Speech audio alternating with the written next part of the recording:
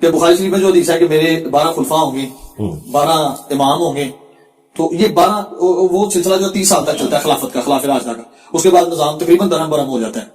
ایک چیز. دوسری چیز آپ نے کہا کہ یہ نظام بہت مضبوط تھا جناب ابوبکر سے جو شروع ہوا، اتنا مضبوط تھا تو تقریباً 4 سال 2.5 سے 4 سال تقریباً عرصہ جناب ابوبکر کا، 12 سال جناب عمر کا، کوئی 10-12 سال حضرت عثمان کا، اس کے بعد پھر کیا ہوتا ہے وہ سب آپ کے سامنے. اتنی جلد اتنا مضبوط سسٹم کیسے زیر ہو گیا؟ سسٹم کیا سر، پولیٹیکل پورشن کولیپس ہوا ہے، باقی تو ترقی آج تک ہو رہی ہے. آج کا بادشاہ محمد رسول اللہ ہے. بے شک. کیوں ہے؟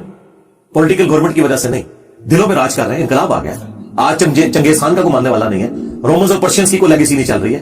تو یہ ایک پورشن ہوا ہے، یہ اتنا رونا بھی نہ رویا کرے، صرف پولیٹیکل سسٹم کولیپس ہوا ہے. باقی نبی الاسلام کی جو مبارک دعوت آج جس طرح اپنے عروج کے اوپر ہے نا، انسانیت نے اتنا بڑا کبھی عروج نہیں دیکھا کہ پیغمبر کو گئے دنیا سے 1500 سال ہو گئے ہیں اور آج بھی 2 ارب لوگ اس نام کے اوپر اپنی جان دینے کے لیے تیار ہے. یہ بہت بڑی ایک انقلاب ہے. صرف پولیٹیکل سسٹم ایک آپ کہیں گے اس کا ایک کمزوری اس میں آئی، فیلئر آئی، باقی تو اوورآل یہ سارا معاملہ چلتا رہا.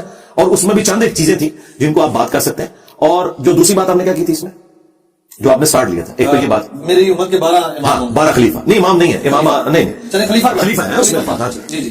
نبی الاسلام نے فرمایا کہ یہ حدیث اگر آپ پوری پڑھیں تو آپ کو کلیئر ہو جائے گا. آپ نے فرمایا کہ بنو اسرائیل کے جو سیاست تھی وہ ان کے انبیاء دیکھا کرتے تھے، اور ایک نبی فوت ہونے سے پہلے دوسرے کو اپنا سیاسی خلیفہ بھی بنا کے جاتا تھا، اور وہ سارا نبی کو. میری امت میں یہ نہیں ہوگا. اس میں اب وہ والی بات میری سپورٹ ہوگی کہ نبی اسلام کا سکسیسر کوئی نہیں ہوگا. آپ نے فرمایا کہ میری امت میں ایسا نہیں ہوگا. کوئی ختم نبوت ہو چکی ہے، البتہ خلیفہ ہوں گے اور بہت زیادہ ہوں گے، وہ چلتے رہے. اب یہاں پہ خلیفہ ان معنوں میں نہیں کہ آپ خلیفہ راشد کے معنوں میں، خلیفہ سے مراد ہے حاکم وقت، آپ اسے ملک کہہ لیں، بادشاہ کہہ لیں، ان معنوں میں. یہ اپنے یعنی اس اصطلاح کے معنوں میں نہیں، لغت کے معنوں میں ہو رہا ہے. وہ جو آپ خلفۂ راشدین 30 سال ہے نا، وہ اپنی اصطلاح میں جو اصل خلیفہ ہونا چاہیے آئیڈیلی وہ 30 سال کی خلافت ہے. اس کے بعد جو خلافت ہے وہ ملوکیت ہے. آپ اسے خلیفہ تو میں نے کہا تھا، آپ عمران خان نواز شریف کو بھی اگر آپ خلیفہ کہہ لیں، پرائم منسٹر کے معنوں میں، نبی الاسلام فرمایا کہ 12 خلفات، وہ حدیث جو اس کے ساتھ آپ اس کو جوڑیں، نبی الاسلام فرمایا کہ 12 خلفاء تک اسلام کا جو یہ والا ایک سسٹم ہے یہ غالب رہے گا، اور وہ 12 کے 12 قریش میں ہوں گے. ان 12 کو نبی الاسلام نے خلیفہ راشد نہیں کہا، وہاں 12 خلفاء کا ذکر ہے.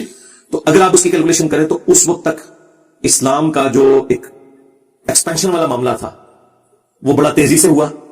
جس طرح آپ 3 یا 4 پیڈل مارے نا تو تھوڑی دور تک سائیکل چلتی ہے نا.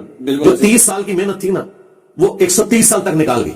یعنی ان کے ادوار کے اندر وہ معاملہ چلتا رہے گا. اگرچہ ہمارا پولیٹیکل سسٹم کولیپس کیا، پھر بھی مسلمانوں کے جو فتوحات کا سلسلہ ہے وہ جاری رہا. اللہ تعالیٰ نے وہ ظاہر اپنے دین کو ایکسپینڈ تو کرنا تھا نا. رومنز کے ساتھ جنگیں رہیں اور آگے معاملات چلتے رہے، کرتے کرتے مسلمان اسپین تک بھی پہنچ گئے. یورپ بلکہ وہ ایک صرف جنگ ہار گئے تھے فرانس والی، ادروائز تو یورپ بھی پورا مسلمانوں کے پاس آ گیا تھا. تو یہ سارے کا سارا معاملہ چلتا رہا. تو ان معنوں میں یہ ایک تشریح ہے. اس میں وہ خلفاء کی تعریف نہیں ہے بلکہ ان کے دور کی تعریف ہے کہ ان کے دور تک اسلام کا غلبہ رہے گا. کیونکہ دوسری جگہ آ گیا کہ 30 سال تک خلافت راشدہ، اس کے بعد کاٹ کھانے والی ملوکیت. وہ خلافت ہے لیکن ملوکیت والی خلافت ہے. دوسرا، حافظ ابن کثیر، ابن تیمیہ اور باقی لوگ اس طرف بھی گئے ہیں کہ یہ 12 خلفاء کنزیکٹو نہیں ہوں گے. 5 تو کنزیکٹو آ گئے، ابوبکر، عمر، عثمان، علی، حسن ابن علی، چھٹے عمر بن عبدالعزیز ہے، اور پھر قیامت تک کچھ خلفاء آئیں گے اور آخری امام محمد مہدی ہوں گے. یہ بھی تشریح اہل سنت کے ہاں چل رہی ہے. یعنی میں نے نہیں کی ہے، یہ حافظ ابن کثیر نے لکھی ہے. اچھا، ایک تشریح یہ کی گئی. اب شیعہ جو اس کو 12 امام کہتے ہیں، تو پھر اگر 12 امام والی بات مانی جائے تو 12 اماموں میں سے حکومت تو صرف 2 اماموں کو ملی ہے، مولا علی کو اور مولا حسن کو. باقی تو سارے امام خلیفہ بن نہیں سکے، کر دیے گئے. اچھا، اور نبی الاسلام حکومت کے پوائنٹ آف ویو سے خلافت کا ذکر کر رہے تھے یا ملوکیت کا ذکر کر رہے تھے یا حکومت کا.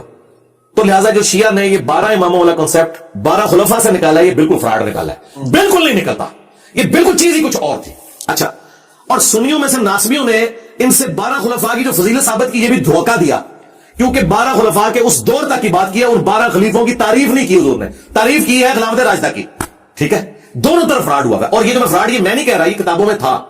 خود ابن تیمیہ نے منہاج السنہ لکھی شیعہ کے خلاف، لیکن اتنا سخت وہ سنی ہونے کے باوجود بعض اوقات اس میں ناسبیت بھی نظر آ جاتی ہے. اس نے کہا بھی یزید اور اس کا باپ، ہم انہیں مسلمانوں کا بادشاہ مانتے ہیں، خلیفہ راشد نہیں مانتے. حالانکہ وہ شیعہ کے خلاف کتاب لکھ رہا ہے لیکن یہ مان رہا ہے کہ یار ہم ان کو ویسا نہیں مانتے جیسا کہ آپ کہہ رہے ہیں. یہ 12 خلفاء والا جو ناسبیوں نے رزلٹ نکالا وہ بھی ردی کی ٹوکری میں، جھوٹ بول رہے ہیں، فٹنگ نہیں بیٹھتا، تطبیق ہی نہیں ہوتی. دوسری طرف 30 سال تک خلافت پھر کاٹ کھانے والی ملوکیت اس کا کیا کریں گے؟ جو میں آپ کو تشریح کر کے بتا رہا ہوں یہ علماء نے محدثین نے لکھی اور یہی اس کی بیسٹ تشریح بنتی ہے. اور شیعہ نے جو یہ فران نکالا کہ 12 امام ثابت ہے تو بھئی وہ تو خلفاء تھے, خلفاء جو ہے وہ حکومت سنبھالتے ہیں, تو حکومت تو صرف مولا علی کو ملی ہے اور امام حسن کو بھی 6 مہینے, باقی 10 تو سارے کے سارے خلفاء کے ہاتھوں شہید ہوئے ہیں, تو حکومت تو نہیں ہے, لہٰذا ان کی بھی بات پوری نہیں ہوتی ہے. اور آخری خلیفہ جو ہے اسے جا کے حکومت ملے گی, تو پھر 3 خلیفوں کو ملی, باقیوں کو نہیں ملی, تو خلافت والے معنوں میں پھر یہ چیز نہیں ہے, امامت والا معاملہ. لہٰذا یہ معاملہ جو ہم بتا رہے ہیں آپ کو موقف, یہی موقف اہل سنت کے جن محدثین کا یہ موقف ہے, یہی ہاتھ پر مبنی ہے, یہ تمام روایتوں کو سیٹسفائی کرتا ہے. اور ہمارے استاد مولانا اسحاق صاحب کا یہی موقف تھا. میں نے ان سے جو 1-to-1 کوسچن آنسر سیشن کیا اس میں انہوں نے یہی جملے بولے کہ بھئی علی بیٹا پھر ان 12, میں شیعہ حضرات سے بھی کہتا ہوں کہ 12 اماموں کو حکومت تو کوئی نہیں ملی. ہاں دیکھیں مولانا اسحاق, اللہ تعالیٰ ان کی روح کو خوش کرے جنت الفردوس میں, الحمدللہ. بعض اوقات وہ ایک جملہ ایسا بولتے تھے کہ میرے جیسے جو لوگ ہیں نا, وہ ان کے لیے وہ چابی ثابت ہوتا تھا اور ایک علم کا دروازہ کھل جاتا تھا. انہوں نے میرے انٹرویو میں کم از کم 15-20 بار دیکھ چکا ہوں ان کی وفات کے بعد.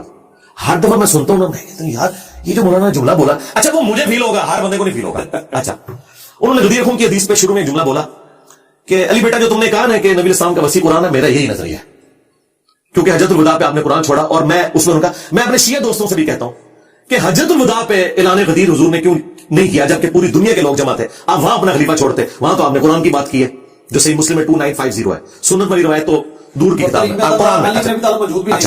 اچھا تو وہ انہوں نے بڑا پیارا کہ وہ موقع حضور نے کیوں ضائع کیا؟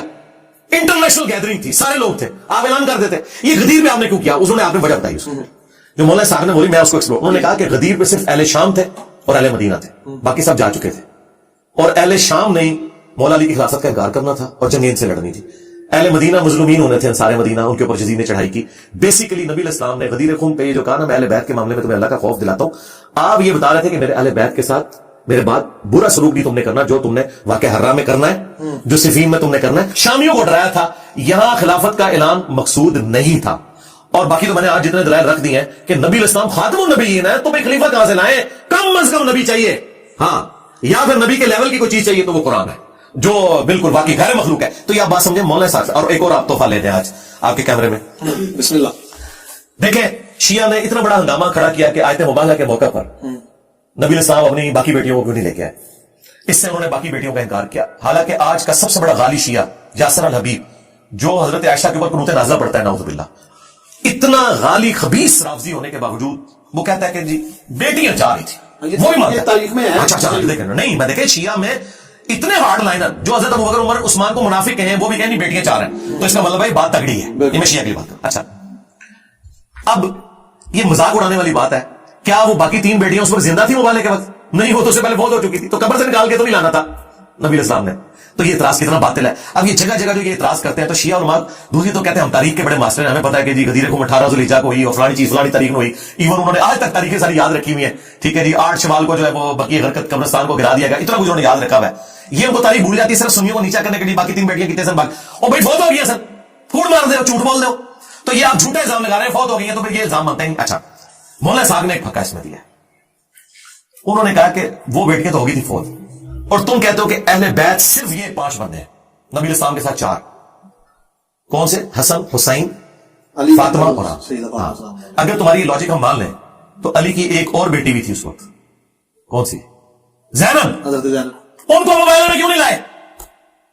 کیا اہل بیت سے خارج کر دیا؟ یہ پھکا ہے, پلانٹ سے باہر پھینکا چھکا مولانا صاحب نے. اگر زینب موبائل میں نہیں آئی, حضرت علی کی بیٹی, حسن حسین کی بہن, تو کیا وہ اہل بیت سے خارج ہو گئی ہیں؟ حالانکہ تھی, قبر سے نہیں نکالنا ہے. بات حدیث قصاص سے بھی تو کیا جا سکتا ہے. سرکار چھوڑے ہیں, بات آگے چلے گی نا, بات آگے چلے گی. اور مل رہی ہے نا اس کے اور ساتھ. سرکار بات کوئی اور ہو رہی ہے. بات یہ ہو رہی ہے کہ حسن و حسین کے بہن بھائی اہل بیت ہیں کہ نہیں, پہلے یہ بتائیں. جو عقیدہ تواریخ میں ملتا ہے اہل بیت کے بارے میں, وہ 12 امام ہیں. تو پھر تو میں کہتا ہوں, تو میرا تو خیال ہے پھر اہل بیت کے ساتھ یہ دشمنی ہے کہ مولا علی کی بیٹی جس نے یزید کے دربار میں اپنے بھائی حسین کا مقدمہ لڑا, اپنے باپ کا مقدمہ لڑا, اگر وہ اہل بیت نہیں ہے پھر تو ہڈے جڑے پوڈری تے چرسی دربار تے بیٹھے ہوئے اہل بیت بنے تھے, ایک دو اہل بیت ہو گئے جڑے آتے رہے امتی تے اسی اہل بیت. تو بھائی یہ بات ہے, یہ بات نہ کرے, آپ بھی گنہگار نہ ہو جائیے گا, اللہ کے حضور پکڑے رہے, لا حول ولا قوت الا باللہ. تو حضرت علی کی ساری اولاد جو فاطمہ سے وہ سب اہل البیت ہیں, چاہے وہ جناب محسن ہو چھوٹی عمر میں جو شہید ہو گئے, اہل سنت کے ہاں بھی وہ ہیں, لیکن وہ والا واقعہ نہیں جو یہ کہتے ہیں. حسن حسین بھی, اور ان کے ساتھ ان کی سسٹر زینب. زینب اس وقت 1.5-2 سال کی تھیں جب مباہلہ ہوا ہے, और उनको उठा के जाना कोई मसला नहीं था। और बड़ी हैरानकुन बात है कि फातिमा सलाम अलैहा उन्हें घर किसी के पास छोड़ के आई होंगी, लेके साथ जाना कंफर्टेबल था। और मैं कहता हूं शुक्र है घर छोड़ गई हैं। आज हम इनको गीचे से पकड़ सकते हैं कि बताओ अगर इस तरह तुमने अहले बैत से लोगों को खारिज करना है तो ज़ैनब बिनते अली क्या अहले बैत से खारिज है? जो ज़ैनब बिनते रसूलुल्लाह को तुम अहलुल बैत से खारिज करते हो तो ये जुल्म ना करो। अलबत्ता ये बात दुरुस्त है कि बाकी 3 बेटियों से नबी इस्लाम की औलाद नहीं चली, औलाद यहीं से चली है, आले मोहम्मद यहीं है। लेकिन हर बात ये मौलाना साहब ने एक फक्का दिया था, मैंने आपको बताया बात का वो इतनी बड़ी यानी फक्का देते थे जिसका जवाब मुमकिन नहीं।